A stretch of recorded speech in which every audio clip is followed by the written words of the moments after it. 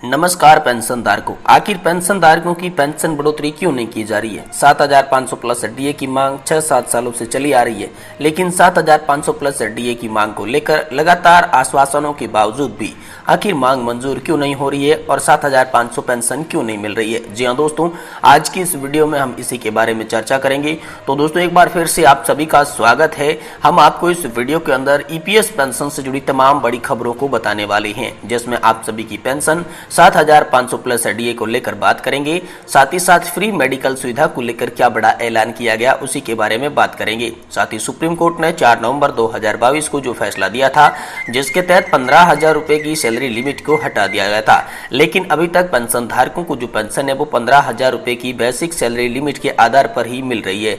तो आखिर supreme court के आदेश का पालन क्यों नहीं किया जा रहा है और एक्चुअल बेसिक सैलरी के आधार पर उन्हें पेंशन क्यों नहीं दी जा रही है? साथ ही साथ दोस्तों हायर पेंशन का जिन्होंने ऑप्शन चुना था, आखिर उनकी पेंशन में क्यों बढ़ोतरी नहीं हो रही है और अगर बढ़ोतरी हो सकती है तो कितनी बढ़ोतरी होगी, इसके बारे में हम जानेंगे। साथ ही साथ पेंशन पर तमाम आज की बड़ी अपडेट को लेकर हम इस वीडियो में हाजिर हो चुके हैं। आज इस वीडियो के अंदर पूरी की पूरी जानकारी हम कवर करने वाले हैं कि आखिर पेंशन धारकों की पेंशन को लेकर क्या बड़ी खबरें आ रही है। इसलिए दोस्तों अगर आप पेंशन धारक है तो इस वीडियो को लास्ट तक जरूर देखिएगा, जिससे दोस्तों की मैं आपको बता पाऊंगा कि ईपीएस 95 पेंशन धारक को लेकर क्या बड़ी खबरें निकलकर सामने आ रही है। देखिए दोस्तों, ईपीएस 95 पेंशन धारकों को लगातार आश्वासन मिल रहे थे, लेकिन आश्वासनों के बावजूद भी ईपीएस 95 पेंशन धारकों के साथ धोखा हो रहा है। उनकी कोई भी मांगे मंजूर नहीं की जा रही है। लगातार राजनेताओं के आश्वासन मिलने के बाद भी अभी तक ईपीएस 95 पेंशन धारकों की मांगे आखिर मंजूर क्यों नहीं हो पा रही है? कौन कौन से ऐसे राजनेता है जिन्होंने झूठे वादे करके ईपीएस 95 पेंशन धारकों को आश्वासन दिया, इसके बारे में भी आज की इस वीडियो में बात करेंगे। साथ ही साथ ईपीएस 95 पेंशन धारकों के लिए क्या इस समय की बड़ी खबर है, आखिर सुप्रीम कोर्ट में क्या हुआ है और संसद के सत्र में क्या चल रहा है, इसके बारे में विस्तार से बात करेंगे। इसलिए वीडियो को लास्ट तक देखें। और इससे पहले अगर आप हमारे चैनल पर पहली बार आए हैं तो दोस्तों चैनल को आप सब्सक्राइब कर लें और वीडियो को लाइक करके अपने दोस्तों के साथ शेयर करें, ताकि वो भी दोस्तों जान पाए कि पेंशन से रिलेटेड आज की क्या बड़ी मुख्य खबरें निकलकर सामने आ चुकी है।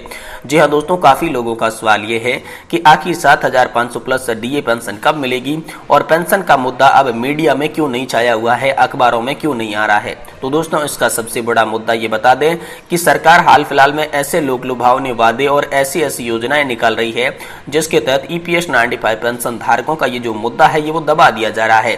सरकार लगातार तरह तरह के नए हथकंडे अपना रही है, जिसके तहत ईपीएस 95 पेंशन धारकों की आवाज जो बुलंदी पर जा रही थी उसे एक बार फिर से रोकने का काम कर रही है, क्योंकि सरकार भी अच्छी तरीके से जानती है कि पेंशन धारकों का मुद्दा बड़ा बन चुका है। अगर इस मुद्दे को और हवा मिल गई तो दोस्तों उन्हें किसी भी हाल में पेंशन धारकों की मांगे मंजूर करनी पड़ेगी। तो इसी को लेकर सरकार लगातार प्रयास ये कर रही है कि पेंशन धारकों का मुद्दा पेंशन धारकों के जहन में नहीं आए, देश के जहन में नहीं आए, और इसी भटकाते हुए देश के अलग अलग कोनों में अलग अलग तरह के वादे किए जा रहे हैं। तो इसके बारे में हम बात करेंगे। दोस्तों मुख्य है यहाँ पर 2024 का चुनाव, जिसमें पेंशन धारकों ने ऐलान किया था कि पेंशन धारकों की पेंशन बढ़ोतरी 7,500 प्लस डीए होनी जरूरी है, नहीं तो 2024 के चुनाव में पेंशन धारक अपनी ताकत दिखा देंगे। इसको लेकर पहले बीते ही दिनों में जंतर मंतर पर कमांडर अशोक जी रावत के नेतृत्व में यहाँ पर बड़ा आंदोलन किया गया, जिस आंदोलन के बाद में आपका मुद्दा संसद में पहुंचा था। संसद के मानसून सत्र में अनेक नेताओं ने आप सभी की ईपीएस 95 पेंशन का मुद्दा उठाया। साथ ही साथ जंतर मंतर पर पहुंचे अनेक नेताओं ने आप सभी को यह आश्वासन भी दिया कि जल्द से जल्द आप सभी की पेंशन 7,500 प्लस डीए कर दी जाएगी, लेकिन जिसके बावजूद भी अभी तक यहाँ पर कुछ भी शामिल नहीं हुआ है। आपको बता दें कि यहाँ पर अलग अलग नेताओं ने जो वादे किए थे वो नेता भी अपना वादे भूल चुके हैं, क्योंकि नेताओं ने एक बार वादा कर दिया, अब दोस्तों उसके बारे में कोई भी बात नहीं की जा रही है। ईपीएस 95 पेंशन धारकों को गुमराह किया जा रहा है, झूठे आश्वासन दिए जा रहे हैं, लेकिन एक भी मांग मंजूर नहीं की जा रही है। इसी को देखते हुए यहाँ पर कमांडर अशोक जी रावत और एनएससी राष्ट्रीय संघर्ष समिति के साथ साथ देश के अलग अलग 28 संगठन जो कि पेंशन धारकों की पेंशन पर काम कर रहे हैं, इन्होंने आह्वान किया था कि सितंबर अंत तक अगर सरकार को ये काम नहीं किया तो सरकार को इसका परिणाम भुगतना पड़ेगा। तो दोस्तों सितंबर अंत आ गया है, लेकिन अभी तक सरकार पेंशन के मुद्दे पर एक्शन में नहीं नजर आ रही है। वहीं विपक्षी दल लगातार ओपीएस को लागू करने की बात कर रहा है, लेकिन केंद्र सरकार का रवैया सिर्फ एनपीएस तक सीमित है। तो एनपीएस में पिछली बार संशोधन करने के लिए वित्त मंत्री निर्मला सीतारमण की अध्यक्षता में यहाँ पर एक संसदीय समिति का गठन किया गया, जो कि समिति यहाँ पर अपना रिपोर्ट पेश करेगी, जिसके बाद ही पेंशन पर आगे की कार्रवाई की जाएगी। ऐसा करके दोस्तों पेंशन धारकों को गुमराह कर दिया गया है। लेकिन यहाँ पर मैं आपको बता दूं, सच्चाई ये है कि दोस्तों पेंशन धारकों की पेंशन का ये जो मुद्दा है, ये चुनाव आने तक इसी तरीके से लटका रहने का वादा किया ऐसा जा रहा है, क्योंकि दोस्तों पेंशन धारकों को लोक लुभावने वादे करके सरकार अपनी तरफ करना चाहती है, और जब एक बार चुनाव खत्म हो गया तो उसके बाद कोई भी पेंशन धारकों की बात नहीं करेगा। अब ये चुनाव नजदीक है, इसलिए पेंशन धारकों की बातें की जा रही है, और चुनाव के जाते ही सरकार पेंशन धारकों को भूल जाएगी। इसी को लेकर पेंशन धारकों ने आह्वान कर दिया है कि 2024 के चुनाव से पहले या तो मांगे मंजूर करो या फिर सत्ता से विपक्ष बनने के लिए तैयार रहो। तो इसी को देखते हुए यहाँ पर अलग अलग ऐलान तो किए जा रहे हैं, लेकिन आप सभी की मांगे मंजूर नहीं की जा रही है। वहीं दोस्तों बात करें सुप्रीम कोर्ट की, तो दोस्तों सुप्रीम कोर्ट में एक बार फिर से आपका मामला पहुंचा था, जिसमें यहाँ पर मुख्य न्यायाधीश DY चंद्रचूड़ ने यहाँ पर आप सभी के लिए 3 सदस्यीय बेंच का गठन करने का आदेश दिया था।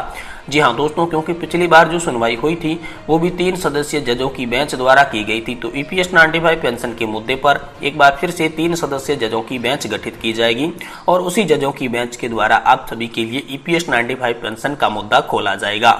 वहीं दोस्तों बात करें कि आप सभी के लिए EPFO से क्या बड़ी गुड न्यूज निकल कर आ रही है, तो दोस्तों अब EPFO सीधे 2 गुनी देगा पेंशन, EPFO ने जारी किया आदेश।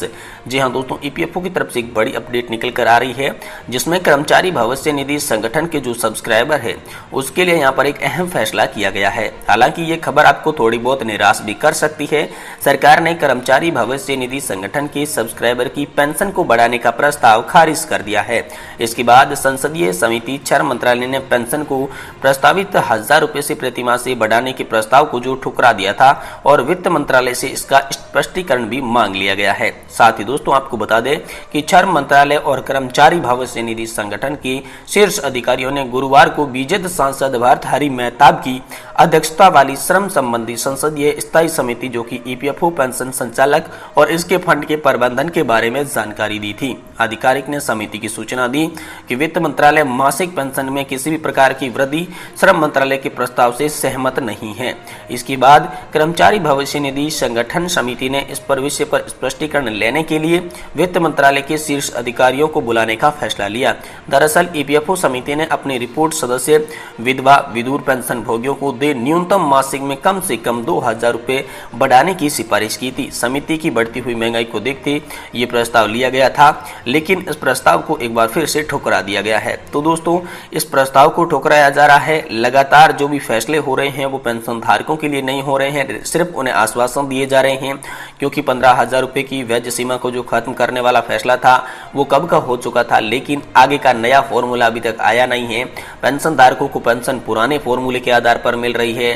पेंशन धारक लगातार प्रदर्शन कर रहे हैं, धरना कर रहे हैं, रैलियां कर रहे हैं, लेकिन इसके बावजूद भी हर कोई सांसद, हर कोई नेता वहां पर जाता है, उन्हें आश्वासन देता है कि हम आपकी मांगे मंजूर करेंगे, लेकिन अभी तक आपकी 5-6 सालों में यही चलता आ रहा है, कोई भी आपकी मांगे मंजूर नहीं हुई है।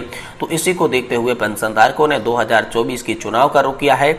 वहीं दोस्तों पेंशन धारकों में आपको बता दूं, आप इस वीडियो को कहां से देख रहे हैं और आपको हाल फिलहाल के अंदर कितनी पेंशन मिल रही है, ये आप हमें कमेंट बॉक्स के अंदर कमेंट करके बताएं।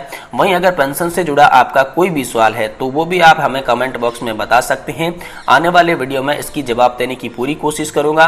और आज के वीडियो की जानकारी थोड़ी बहुत पसंद आई तो वीडियो को लाइक करके अपने दोस्तों के साथ शेयर जरूर कर दें।